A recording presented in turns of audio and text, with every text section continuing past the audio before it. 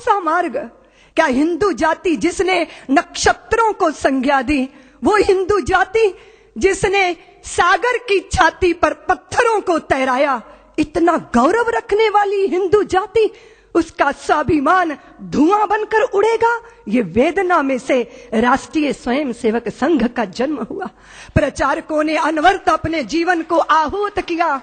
एक प्रश्न पैदा हुआ कि जिस हिंदू ने नभ में जाकर नक्षत्रों को दी है संज्ञा, जिसने हिमगिर का वक्ष चीर भू को दी है पावन गंगा, जिसने सागर की छाती पर पाषाणों को तैराया है, हर वर्तमान की पीड़ा को हर जिसने इतिहास बनाया है, जिसके आर्यों ने घोष किया कृणवंतो विश्वमार्यम का, जिसका गौरव कम कर न सकी रावण की स्वर्णमयी लंका, जिसके यज्ञों का एक हव्य 100 पुत्रों का जनक रहा, जिसके आंगन में भयाक्रांत धनपति बरसाता कनक रहा, जिसके पावन बलिष्ठ तन की रचना तन दे दधीची ने की, राघव ने बन बन भटक भटक जिस तन में प्राण प्रतिष्ठा की, जौहर कुंडों में कूद कूद सतियों ने जिसे दिया सत्व, गुरुओं गुरुपुत्रों ने जिसमें चिरबलिदानी भर दिया तत्व, और शाश्वत हिंदू जीवन क्या स्मरणीय मात्र रह जाएगा?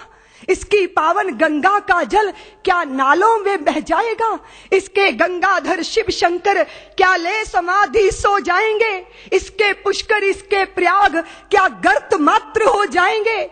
यदि तुम ऐसा नहीं चाहते तो फिर तुमको जगना होगा, हिंदू राष्ट्र का बिगुल बजाकर दानव दल को दलना होगा। इस वेदना में से, इस पीड़ा में से, मां भारती के लुटते स्वाभिमान और बिखरती अस्मिता की वेदना में से राष्ट्रीय स्वयंसेवक संघ का प्रादुर्भाव हुआ। फिर एक एक दीपक जले, तिल तिल करके अपने आप को मां भारती के चरणों में आहूत करते रहे। फिर एक एक माता निकली जिन्होंने अपने हृदय के टुकड़े, अपने शरीर के हिस्सों को मां भारती के चरणों में अर्पित कर दिया। फिर विद्यावती की वह परंपरा जीवंत हुई जहां भगत सिंहों को जन्म देने वाले, और फिर उसके बाद भगत सिंहों को फांसी के फंदों पर झूलते देखकर आंखों से आंसू बरसाने वाली माताओं की आंखों के आंसू देखकर लोगों ने संदेह व्यक्त किया।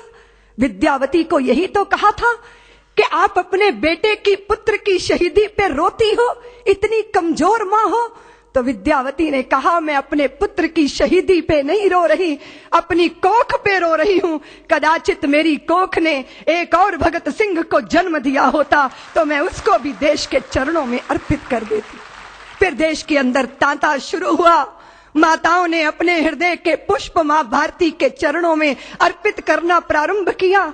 और प्रचारक जीवन को अपना के व्यक्तिगत परिवार कुछ नहीं, परिवार सारा राष्ट्र परिवार है।